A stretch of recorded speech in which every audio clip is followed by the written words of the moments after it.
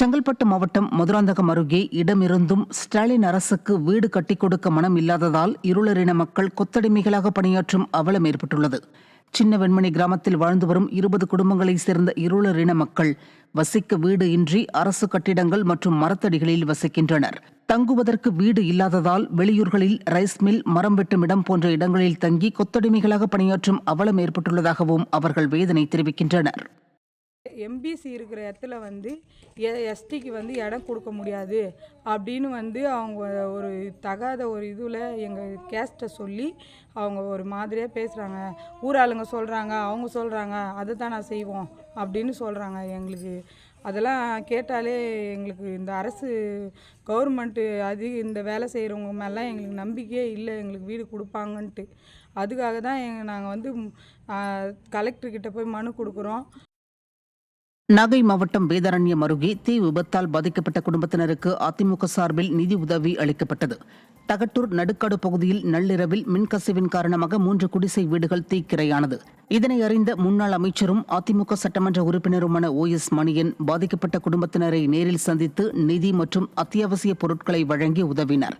அப்போது கழக நிர்வாகிகள் பலர் உடனிருந்தனர். விருதுநகர் மாவட்டம் ஸ்ரீவில்லிபுத்தூரில் காவல்துறையை கண்டித்து மாவட்ட நீதிமன்ற வழக்கறிஞர்கள் நீதிமன்ற பணி புறக்கணிப்பு போராட்டத்தில் ஈடுபட்டனர். வழக்கறிஞர் ஒருவருக்கு சொந்தமான நிலத்தில் கீழ ராஜகுலராமன் காவல் நிலைய ஆய்வாளர் மற்றும் போலீசார் அத்துமீறி நுழைந்து அராஜகம் செய்ததாக கூறப்படுகிறது. இதனை கண்டித்தும் ஸ்டாலின் அரசின் ஏவல் துறை மீது நடவடிக்கை எடுக்க கோரியும் வழக்கறிஞர்கள் போராட்டத்தில் ஈடுபட்டனர். காவல்துறையின் அத்துமீறலை, காவல்துறையின் அயோக்கியத்தனத்தை, காவல்துறையின் அயோக்கியத்தனத்தை கண்டிக்கின்றோம், கண்டிக்கின்றோம், உண்மையாக கண்டிக்கின்றோம். திண்டுக்கல்லில் திமுக அமைச்சர் பெரியசாமியின் உருவ பொம்மையை எரித்து போராட்டம் நடத்தப்படும் என அறிவிக்கப்பட்டுள்ளது. திண்டுக்கல்லில் திமுக அலுவலகம் முன்பாக திண்டுக்கல் கிழக்கு மாவட்ட அதிமுக வழக்கறிஞர் பிரிவு இணை செயலாளர் உதயகுமார், விடிய அமைச்சர் பெரியசாமியின் உதவியாளர் சுபாஷ், சார்பாய்வாளர் ரவி மற்றும் சிலரால் தாக்கப்பட்டார். இதனை கண்டித்து வரும் 21ஆம் தேதி பெரியசாமியின் உருவ பொம்மையை எரித்தும் குற்றவாளிகளை கைது செய்யும் வரை நீதிமன்றத்தை புறக்கணித்தும் போராட்டம் நடத்தப்படும் என வழக்கறிஞர்கள் அறிவித்திருக்கின்றனர். மாவட்ட அமைச்சராக உள்ள திரு பெரியசாமி அவருக்கு கீழ் இருக்கும் சுபாஷ் மற்றும் PSOவை காப்பாற்றும் நோக்கத்துடன் செயல்படுவதால் அவரது உருவ பொம்மையை வெள்ளிக்கிழமை 11 மணி அளவில் திண்டுக்கல் மாவட்ட நீதிமன்றம் முன்பாக உருவ பொம்மை எரிப்பு போராட்டம் நடைபெற இருக்கிறது. விழுப்புரம் மாவட்டம் மேல்மலையனூர் அருகே கறவை மாடு பராமரிப்புக்கு கடன் வழங்காததை கண்டித்து விவசாயிகள் முற்றுகை போராட்டத்தில் ஈடுபட்டனர். கன்னலம் கிராம தொடக்க வேளாண்மை கூட்டுறவு கடன் சங்கம் கடந்த 4 மாதங்களாக கறவை மாடு பராமரிப்புக்கு கடன் வழங்க கோரி மனு அளித்தால் ஏற்பதில்லை என கூறப்படுகிறது. ஸ்டாலின் கட்சியினர் கூறும் நபர்களுக்கு மட்டுமே கடன் வழங்கப்படுவதாகவும் தெரிகிறது. இதனை கண்டித்து கன்னலம் கிராமத்தினர் முற்றுகை போராட்டம் மேற்கொண்டனர். கட்டினவங்களுக்கும் திருப்பி கொடுக்கறதில்ல, புதுசாகவும் லோன் வழங்காத நிலை இருக்குது. நாங்கள் பல முறை கூட்டுறவு சொசைட்டியில் முறையிட்டு பார்த்துட்டோம். அதிகாரிகிட்ட JR கிட்டையும் பேசிட்டோம், MD கிட்டையும் பேசிட்டோம். யார்கிட்ட பேசி எந்த விதமான ஒரு நடவடிக்கையும் இல்லை. குறைதீர்ப்பு கூட்டத்தில் கலெக்டர் கிட்ட சொல்லும் போது கலெக்டர் உடனடியாக வழங்கணும்னு கலெக்டர் உத்தரவிட்டு கூட இங்கே இருக்கிற அதிகாரிங்க மனு கூட வாங்க மறுக்கிறாங்க. விவசாயிகளும் சரி, பொதுமக்களும் சரி இன்றைக்கி ரொம்ப அவஸ்தைப்படுறாங்க. உடனடியாக இந்த பராமரிப்பு லோனை, மாடு பராமரிப்பு லோனை உடனடியாக வழங்கணும். காஞ்சிபுரம் மாவட்டம் சுங்குவார் சத்திரம் சாம்சங் ஆலையில் 3 தொழிலாளர்கள் சஸ்பெண்ட் செய்யப்பட்டதை எதிர்த்து சக தொழிலாளர்கள் 15வது நாளாக உள்ளிருப்பு போராட்டத்தில் ஈடுபட்டனர். சாம்சங் ஆலை தொழிலாளர்கள் கடந்த ஆண்டு கோரிக்கைகளை வலியுறுத்தி பல கட்ட போராட்டங்களை நடத்தினர். இதையடுத்து ஆலை நிர்வாகத்துடன் பேச்சுவார்த்தை நடத்திய திராவிட மாடல் அரசு சுமூக தீர்வு ஏற்பட்டதாக ஒரு நாடகத்தை அரங்கேற்றியது. இதனை நம்பி பணிக்கு சென்ற நிலையில் 3 தொழிலாளர்கள் சஸ்பெண்ட் செய்யப்பட்டனர். இதனை எதிர்த்து சக தொழிலாளர்கள் 15வது நாளாக உள்ளிருப்பு போராட்டத்தில் ஈடுபட்டு வருகின்றனர்.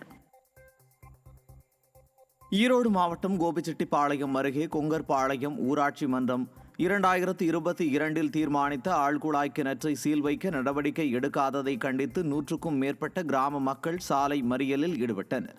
TN பாளையம் வட்டார வளர்ச்சி அலுவலர்கள் நடவடிக்கை எடுக்காததால் மக்கள் உயரதிகாரிகளிடம் மனு அளித்தனர். மறியலில் ஈடுபட்டவர்களை விடியா திமுக அரசின் போலீசார் கைது செய்து அராஜகத்தில் ஈடுபட்டனர். இந்த போராட்டத்தால் 2 மணி நேரம் போக்குவரத்து பாதிக்கப்பட்டது. கொடைக்கானல் மற்றும் அதனை சுற்றியுள்ள மலை கிராமங்களில் மலை வாழை விளைச்சல் குறைந்து விலையும் சரிந்ததால் விவசாயிகள் கவலையடைந்துள்ளனர். பருவநிலை மாற்றம், யானை தொந்தரவு காரணமாக விளைச்சல் குறைந்துள்ளது. மேலும் 15 ரூபாய்க்கு விற்கப்பட்ட ஒரு பழம் தற்போது 10 முதல் 12 ரூபாய் வரை மட்டுமே விற்பனையாகிறது. இதனால் பராமரிப்பு செலவுகளுக்கே வருவாய் போதாமல் பாதிக்கப்படுவதாக வேதனை தெரிவிக்கும் விவசாயிகள் தோட்டக்கலைத்துறை உரிய நிவாரணம் வழங்க வேண்டும் அல்லது நிரந்தர விலை நிர்ணயிக்க வேண்டும் என்று கோரிக்கை விடுத்துள்ளனர். சென்னையை அடுத்த வண்டலூர் மலையடிவாரத்தில் காட்டாங்குளத்தூர் ஊராட்சி நிர்வாகத்தால் குப்பை கொட்டப்பட்டு வருவதால் வனவிலங்குகள் கடுமையாக பாதிப்புக்குள்ளாகின்றன. காட்டாங்குளத்தூர் ஊராட்சி சார்பாக சேகரிக்கப்படும் பிளாஸ்டிக் குப்பைகள் மற்றும் உணவு கழிவுகளை வனப்பகுதிக்கு அருகில் கொட்டுவதை தடுக்க பலமுறை புகார் அளித்தும் வனத்துறையினர் நடவடிக்கை எடுக்கவில்லை என கூறப்படுகிறது. திறனற்ற திமுக அரசின் வனத்துறை அதிகாரிகளின் அலட்சிய போக்கால் வனவிலங்குகள் அவதிக்குள்ளாவதாக குற்றச்சாட்டு எழுந்துள்ளது.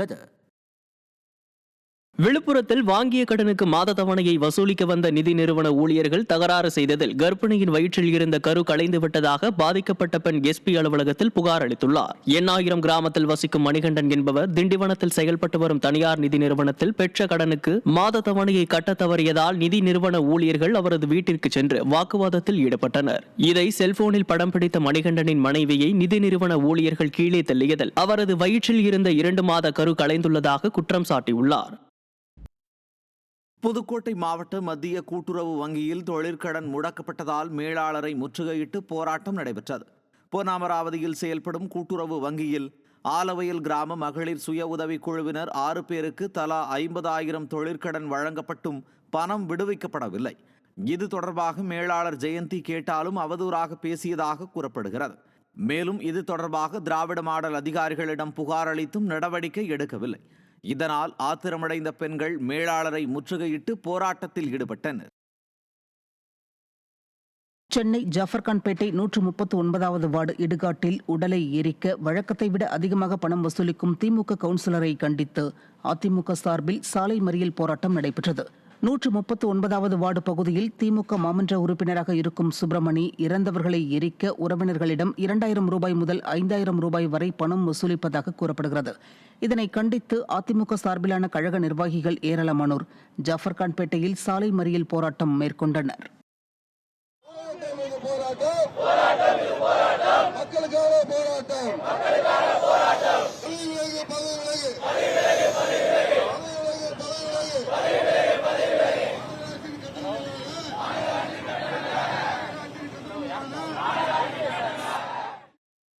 மதுரை காமராஜர் பல்கலைக்கழகத்தில் ஊதிய நிலுவையை வழங்க கோரி பேராசிரியர்கள் ஆர்ப்பாட்டத்தில் ஈடுபட்டனர். பேராசிரியர்கள் மற்றும் அலுவலர்களுக்கு 3 மாத காலமாக ஊதிய நிலுவை வழங்கப்படாமல் உள்ளதால் 50க்கும் மேற்பட்டோர் ஸ்டாலின் அரசுக்கு எதிராக கோஷங்களை எழுப்பி போராட்டத்தில் ஈடுபட்டனர்.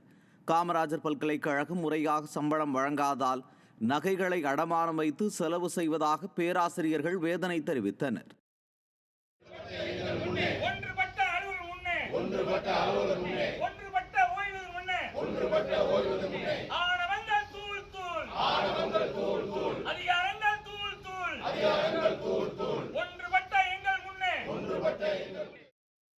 தமிழக அரசு விடியல் அரசு என்று சொல்லிக் கொள்கின்ற விடியல் அரசு எங்களது பல்கலைக்கழக ஊழியர்கள், ஆசிரியர்கள் ஓய்வூதிய சம்பளத்தை உடனடியாக விடுவிக்குமாறு கேட்டுக்கொள்கிறோம்.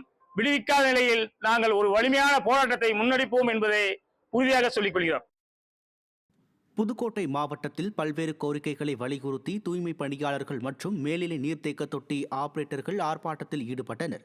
கரம்பக்குடி ஊராட்சியில் பணிபுரியும் மேல்நிலை நீர்த்தேக்க தொட்டி ஆபரேட்டர்கள் மற்றும் தூய்மை பணியாளர்களுக்கு ஊதிய நிலுவைத் தொகை, 7வது ஊதிய குழு நிலுவைத் தொகை உள்ளிட்ட பல்வேறு கோரிக்கைகளை வலியுறுத்தி ஒன்றிய அலுவலகம் முன்பு ஆர்ப்பாட்டத்தில் ஈடுபட்டனர். நெல்லை மாவட்டத்தில் ரயில்வே கேட் மூடப்படாததால் பாதி வழியில் நிறுத்தப்பட்ட ரயில் ரயில்வே கேட் மூடப்பட்டதும் புறப்பட்டுச் சென்றது.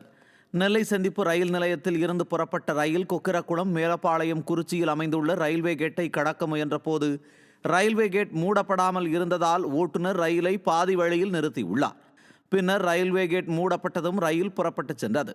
ரயில்வே கேட்டை அதிகமான வாகனங்கள் கடந்து செல்லும் நிலையில் பணியில் இருந்த ரயில்வே கேட் கீப்பர் ரயில்வே கேட்டை மூடாதது குறித்து விசாரணை நடைபெற்று வருகிறது. ரயில்வே கேட்டின் நடுவே கால்நடை இருந்ததால் ரயில்வே கேட் கீப்பர் அவற்றை விரட்டிச் சென்றதால் ரயில்வே கேட்டை மூடவில்லை என கூறப்படுகிறது. ராணிப்பேட்டை மாவட்டம் வாலாஜாப்பேட்டை அரசினர் பெண்கள் மேல்நிலைப்பள்ளி அருகே குப்பை மற்றும் கழிவுநீரால் சுகாதார சீர்கேடு ஏற்பட்டு நோய் பரவும் அபாய நிலை ஏற்பட்டுள்ளது.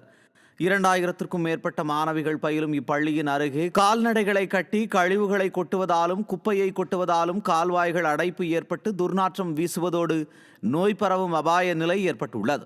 இதை விடிய அரசின் சுகாதாரத்துறையும் நகராட்சி நிர்வாகமும் கண்டுகொள்ளவில்லை என பெற்றோர்கள் எதிர்ப்பு தெரிவிக்கின்றனர்.